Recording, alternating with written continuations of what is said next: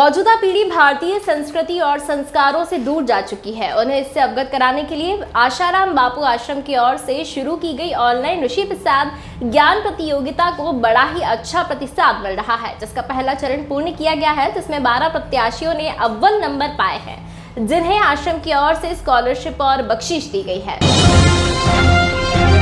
मौजूदा युवा पीढ़ी जो कि भारतीय संस्कृति, सभ्यता और संस्कारों से काफी दूर जा चुकी है, जिस कारण समाज निर्माण में कई असभ्य, विकृत, माता पिता परिवार के प्रति गैर जिम्मेदार, असभ्य लोग, ऐसे कई मामले बढ़ते जा रहे हैं, जिन पर अंकुश लगाने के लिए आशाराम बापू आश्रम की ओर से ऑनलाइन ऋषि प्रसाद ज्ञान प्रतियोगिता का आयोजन किया जा रहा है, जिसका पहला चरण पूरा कर लिया गया है। देश और दुनिया में चल रही इस प्रतियोगिता में 12 प्रत्याशियों ने बाजी मारी है, जिन्हें आश्रम की ओर से स्कॉलरशिप और पुरस्कार राशि प्रदान की गई है।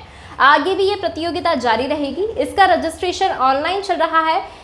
अभी भी दूसरे चरण में यह प्रतियोगिता प्रत्याशियों के लिए खुली रखी गई है। इस प्रतियोगिता में ऋषि प्रसाद इस पत्रिका से प्रश्न पूछे जाते हैं कि जिन पर प्रतियोगियों को अपने उत्तर देने हैं। देश सेवा, देशभक्ति, भारतीय संस्कृति और संस्कार, इन पर प्रश्न निर्भर किए गए हैं। इस प्रतियोगिता में बच्चों से लेकर बुजुर्ग तक 4 वर्गों में हिस्सा ले सकते हैं। आशाराम बापू की ओर से की गई यह ऋषि प्रसाद प्रतियोगिता आने वाले दिनों में निश्चित ही समाज के अच्छे निर्माण के लिए अच्छे नागरिक बनाने में सहयोग करेगी।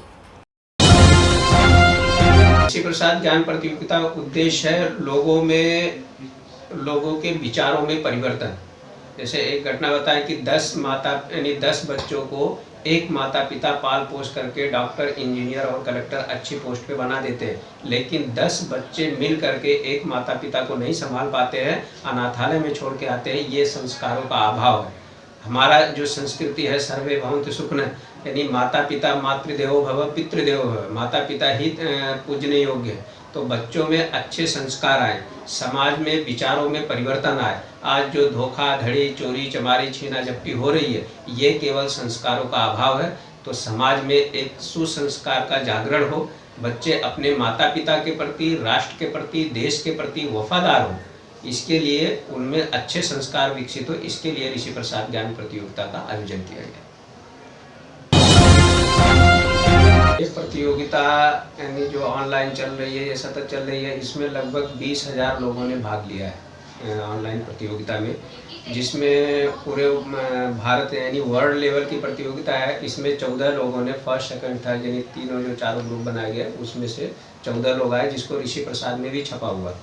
और ऋषि प्रसाद ये लाखों की संख्या में जो प्रकाशित होती है, इसका सिलेबस, ऋषि प्रसाद ज्ञान प्रतियोगिता का सिलेबस ही ऋषि प्रसाद है। उसी से यानी 3 पुस्तक से ही प्रश्न पूछे जाते हैं और उसी के आधार पर प्रतियोगिता चल रही है। इसका रजिस्ट्रेशन डेली चालू है। पूरे वर्ल्ड में लोग इसको रजिस्टर्ड कर रहे हैं। ऑनलाइन जा करके वो रजिस्टर कर लेते हैं और रजिस्टर्ड के बाद में हम वहाँ पे उनको व्हाट्सएप के माध्यम में, सोशल मीडिया के माध्यम से जानकारी समय समय पे देते रहते हैं कि आपकी प्रतियोगिता फला टाइम पे फला उसमें है, और वो ऑनलाइन उस प्रतियोगिता में जुड़ जाते हैं। मेरी बच्ची, आज मैं देखा हूँ, मेरी बच्ची दूसरों के कंपैरिजन में नॉट ओनली स्पोर्ट्स में बट वो एजुकेशन भी नंबर 1 है। उसके अलावा उसका इतना कॉन्सेंट्रेशन पावर है, उसकी एकाग्रता इतनी ब्यूटीफुल है। आज उसके हर एक जगह पे उसका प्रिंसिपल उसको पर्सनली उसको अप्रिशिएट करते हैं। बापूजी के बाल संस्कार में जाने से, बापूजी की ऋषि प्रसाद पढ़ने से आज मेरे घर में बिल्कुल भी निरोग। हरिओम, मैं दिया सोनी, मैं 7वीं कक्षा में पढ़ती हूँ। मेरे माता पिता पूज्य बापूजी से दीक्षित है। उन्होंने मुझे पढ़ाई के साथ साथ आध्यात्मिक ज्ञान और भारतीय संस्कृति को उजागर करने की प्रेरणा दी है, जैसे बाल संस्कार केंद्र, योगासन, और उसके अलावा ऋषि प्रसाद जो हर महीने छपती है। ऋषि प्रसाद के 3 योग होते हैं, भक्ति योग, ज्ञान योग और कर्म योग। भक्ति योग में भक्तों की प्रेरणा को बताते हैं। ज्ञान योग में पतंजलि के योग होते हैं, जैसे प्राणायाम, ध्यान, मौन आदि। कर्म योग में बापूजी की प्रेरणा से बाल संस्कार केंद्र, तुलसी पूजन, मातृ पितृ पूजन दिवस के अवसर पर गरीबों के लिए भंडारे। जब मेरे पिताजी ने मुझे इस प्रतियोगिता के बारे में बताया तो मैंने इसे इंटरनेशनल एग्जाम की तरह तैयारी की। मैंने एक एक पेज ध्यान से पढ़ा और विशेष नाम और जो वस्तुएं थी उसे अंडरलाइन किया, जिससे मुझे एग्जाम में याद आता था कि मैं क्या आंसर दूँ। बापूजी की ये ऋषि प्रसाद पढ़ने से शारीरिक बल, बुद्धि शक्ति, एकाग्रता तो बढ़ती है, लेकिन फालतू चीजें जैसे पिज्जा, बर्गर, चॉकलेट वो सब खाना भी मैंने बंद कर दिया।